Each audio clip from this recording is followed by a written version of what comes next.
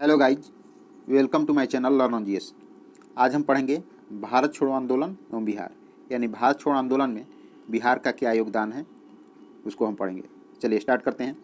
Cripps mission की असफलता के बाद राष्ट्रीय स्तर पर 8 अगस्त 1942 ईस्वी को कांग्रेस द्वारा भारत छोड़ो आंदोलन प्रारंभ किया गया। गांधी जी ने करो या मरो का नारा दिया। राष्ट्रीय स्तर पर भारत छोड़ो आंदोलन कब स्टार्ट हुआ? 8 अगस्त 1942 को, यह याद रहना चाहिए।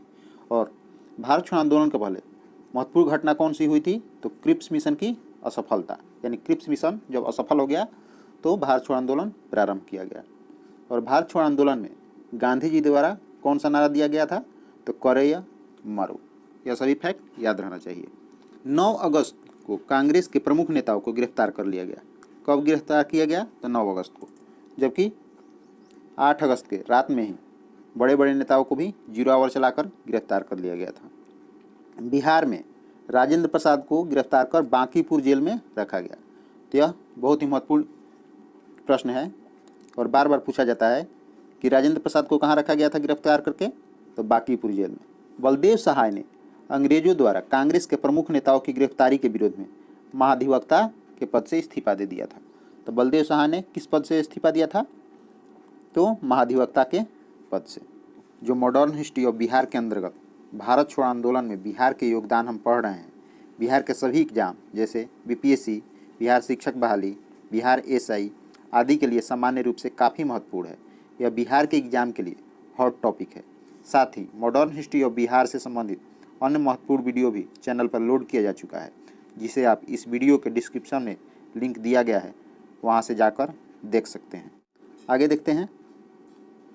11 अगस्त 1942 को बिहार के विद्यार्थियों ने सचिवालय भवन के सामने जुलूस के साथ मुख्य इमारत पर झंडा फहराने का प्रयास किया। तो कब? 11 अगस्त 1942 को। कहाँ के विद्यार्थियों द्वारा? तो बिहार के विद्यार्थियों द्वारा। कहाँ? तो सचिवालय भवन के सामने जुलूस के साथ इमारत पर झंडा फहराने का प्रयास किया था। डेट को याद रहना चाहिए। 11 अगस्त 1942 को बिहार के विद्यार्थियों द्वारा सचिवालय भवन पर झंडा फहराने का प्रयास किया गया था। उस समय पटना के तत्कालीन जिलाधिकारी थे WG आर्चर। यह पूछा जाता है कि उस समय तत्कालीन जिलाधिकारी कौन थे? तो WG आर्चर के आदेश पर पुलिस ने गोलियां चलाई। किन पर? तो उन विद्यार्थियों पर। 7 छात्र गोलीकांड में शहीद हो गए। वह 7 छात्र जो है गोलीकांड में शहीद हो गए, जो सचिवालय भवन के सामने झंडा फहराने गए थे, तथा अनेक छात्र गंभीर रूप से घायल हुए। उसमें कौन कौन थे जो शहीद हुए थे? नाम को हमें याद रखना होगा।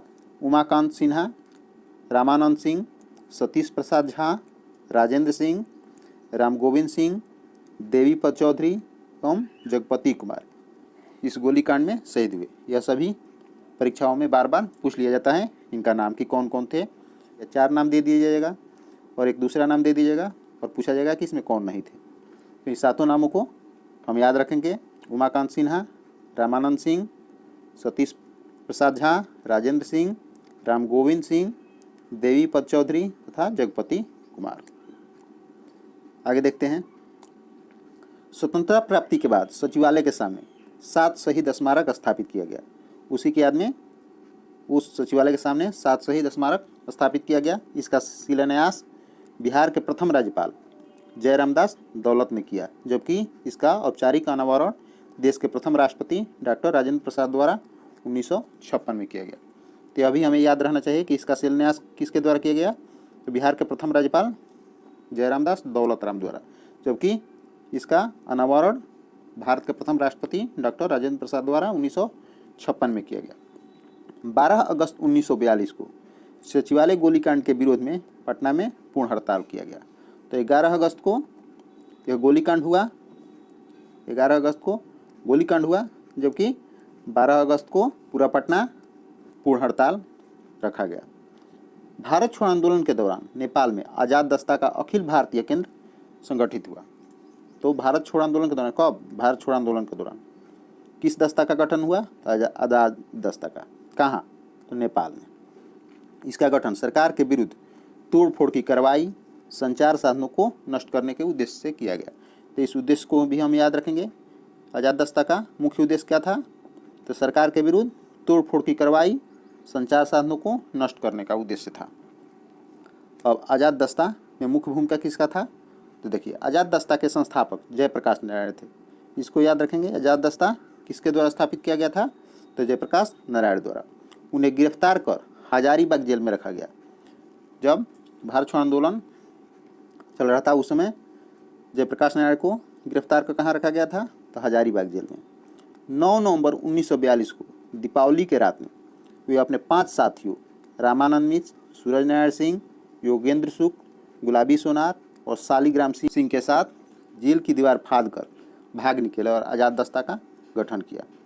तो यह भी पूछा जाता है कि जयप्रकाश नारायण किसके किसके साथ भागे थे और किस जेल में उनको रखा गया था? तो हजारीबाग जेल में रखा गया था। कब भागे थे? तो 9 नवंबर 1942 को। वह कौन सा दिन था? तो दीपावली के रात। पूछ लिया गया है इसको बीपीएससी में, इस दीपावली के रात को कि कौन सा रात था, यानी किस पर्व का रात था? तो दीपावली का रात। उनके साथ कौन कौन थे? तो रामानंद मिश्र, सूरज नारायण मिश्र, योगेंद्र सुख, गुलाबी सोनार, शालिग्राम सिंह के साथ जेल से फांद गए और उसके बाद आज़ाद दस्ता का गठन किया। आगे देखते हैं। नेपाल में आज़ाद दस्ता का प्रशिक्षण शिविर राजविलास के जंगल में गठित हुआ। किस जंगल में गठित हुआ? तो राजविलास के जंगल में। किसका प्रशिक्षण शिविर? तो आज़ाद दस्ता का। इसमें बिहार के युवाओं को छापामार युद्ध एवं अग्नि अस्त्रों को चलाने की शिक्षा दी जाती थी। इसमें कौन कौन सी शिक्षा दी जाती थी? तो छापामार युद्ध तथा अग्नि अस्त्रों को चलाने की। इसके निदेशक थे सरदार नित्यानंद सिंह। किसके निदेशक थे? तो आज़ाद दस्ता का निदेशक थे सरदार नित्यानंद सिंह। जबकि इसके संस्थापक कौन थे? इसके संस्थापक थे जयप्रकाश नारायण। इन दोनों को याद रखेंगे कि आज़ाद दस्ता का संस्थापक थे जयप्रकाश नारायण, जबकि इसके निदेशक थे नित्यानंद सिंह। आज़ाद दस्ता में जयप्रकाश नारायण के साथ राम मनोहर लोहिया, ओड़ा आसफ अली, सूरज नारायण सिंह, योगेंद्र सुख, रामानंद मिश्र, अच्युत पटवर्धन आदि समाजवादी नेता शामिल थे। तो यह भी हम याद रखेंगे कि आज़ाद दस्ता में मुख्य भूमिका किसका किसका था, यानी कौन कौन उसमें सहायक थे। तो आज़ाद दस्ता के साथ थे जयप्रकाश नारायण, तो संस्थापक ही थे, साथ में राम मनोहर लोहिया, ओड़ा आसफ अली, सूरज नारायण सिंह, योगेंद्र सुख, रामानंद मिश्र तथा अच्युत पटवर्धन आदि समाजवादी नेता थे जिनकी उसमें मुख्य भूमिका थी। आगे देखते हैं। आज़ाद दस्ता के रेडियो प्रचार का दायित्व राम मनोहर लोहिया पर था। तो आज़ाद दस्ता के रेडियो प्रचार याद रखेंगे का दायित्व किसको दिया गया था? तो राम मनोहर लोहिया को। जबकि आज़ाद दस्ता के निदेशक कौन थे? तो आज़ाद दस्ता के निदेशक नित्यानंद सिंह थे। जबकि उसके संस्थापक कौन थे?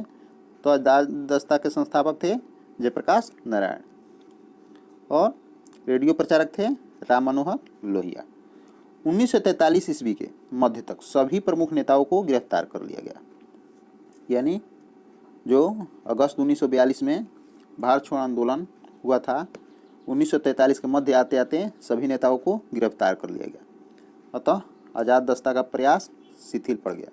जब ये लोग हजारीबाग जेल से निकले थे जयप्रकाश नारायण तथा उनके अन्य 4 साथियों द्वारा, तो जयप्रकाश नारायण द्वारा आज़ाद दस्ता का गठन किया गया था, जबकि बाद में धीरे धीरे सभी को गिरफ्तार कर लिया गया, जिसके बाद आज़ाद दस्ता भी शिथिल पड़ गया। आगे देखते हैं।